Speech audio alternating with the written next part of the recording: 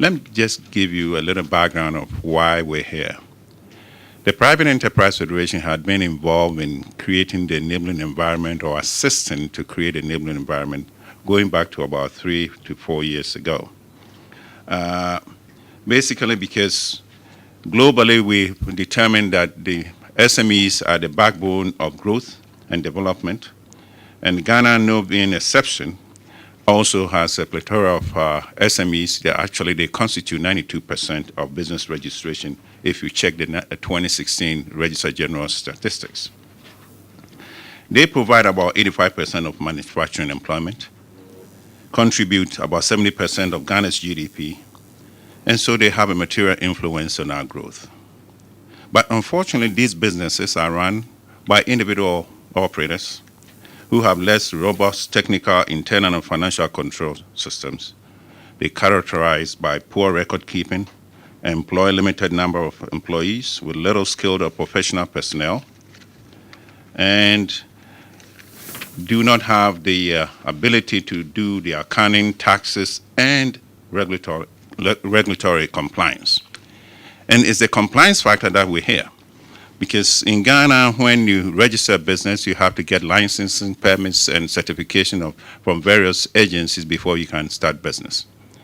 And these require that the operators, the end users, understand the obligations and responsibilities. Unfortunately, the information is not that robust, so at least to enable these businesses to understand what the obligations and responsibilities are.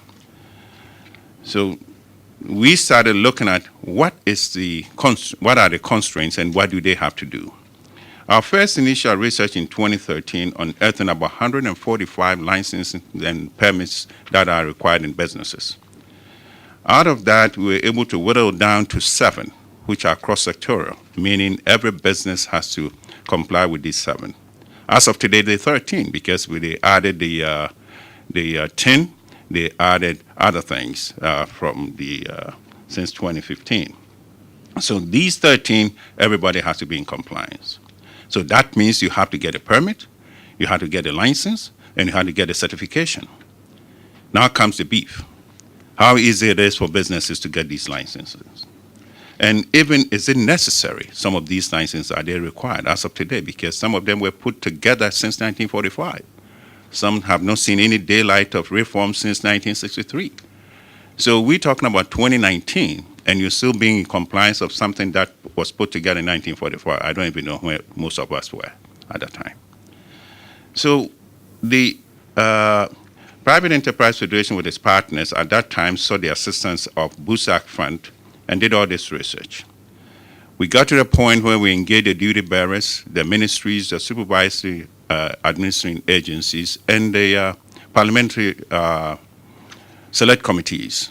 We were able to even create an act or a bill that should have passed in Parliament to create an omnibus activity for all these administrating agencies.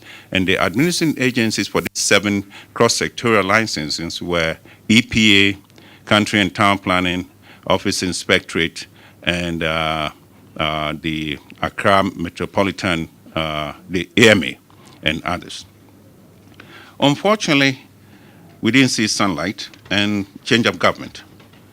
The new government engaged the Ministry of Trade to take over these reforms because they see that as part of Ghana's ranking in World Bank ranking of doing business, it was very important that these reforms are put in place to move us to the level where we be attracted to the foreign direct investors and other investor groups across the globe. So under the leadership of your Honorable Deputy Minister Robert Ahim-Lindsay, these business reforms have been ongoing over the years since the new government. On the side of it, there's a group, the Business and Reform Group, headed by Mr. Tony Otinjesi, with eminent business people, of who Professor Asante and myself are part of the team, that's working on the side of this reform activities. A lot has been achieved, but the pace is slow. So that's the reason why today we're here, because DFID, the sponsor of this project, is not comfortable with the pace that we're going, knowing that this program is coming to an end soon and we haven't achieved what we need to do. So this side today, we're here to see to the broader audience outside this room, because how many of us? About 50? The world outside there are the business people, the end users of these projects, and also the citizenry who are possibly the victims or beneficiaries of any reforms, to engage in the demand for reforms. If you're looking to build a house, how do you get a permit? If you're looking to refurbish your house, how do you get a permit?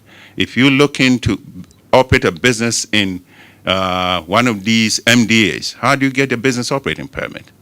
They're cumbersome processes. If you go to the Register Generals, there's so many Goro boys, you don't even know how much it costs. Because even though it's 60 cities, it might cost you a head and a fortune to get this registration. And apart from that, the kind of inspection that is required to make you qualify, there's so many, and nobody seems to know the end to it or where do you start. And the information is scanty. So the business investor puts together a business program, puts his structures together, ready to commence business, only to find out that I need to do EP, I need to do office inspected, I need to do A, B, C, D. The information is very scanty. He doesn't have the tools, he doesn't have the proof. Now he has to troop down, whether it's from Mampong or Kropong or wherever, to Accra to file these licensing requirements. Sometimes they don't make it. Sometimes they lose the documentation at the Register Generals or the administrative agencies. So all these things are making the SMEs very, very inefficient. And they don't do what they're supposed to do in timely manner and then become profitable to create opportunities for others, jobs and wealth.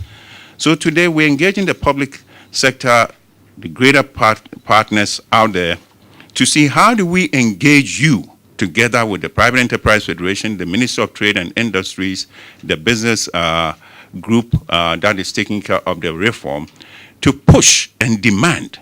This is a point that we want to emphasize. Demand that there are reforms in these administrative agencies so they perform. We all know sometimes when you're looking for express action, they ask you to put weights on them. I don't know what a weight is, paperweight or what, lightweight or what. But these things occur. And it's not something that is pleasant. We'll talk about that in another program, but for today, we're going to see how do we engage everybody to be a part of this reform process, so at least we can beat the World Bank ranking from 102, where we are now, to maybe 46 in 2019. This project is being undertaken, as Inshura indicated, by coalition partners of 4. The Private Enterprise Federation be the lead partner, and the Institute of Social Statistics and Economic Research, ISER, and IEA. These are the partners engaging with the multimedia group, ADUM and Joy FM, to be partners to create the advocacy. This is not the research. This is the advocacy of what is being done, and so together we all can demand that action should be taken, and speedy action and efficient action, so at least if a business is looking for licensing, those things can then be obtained in a timely and efficient manner.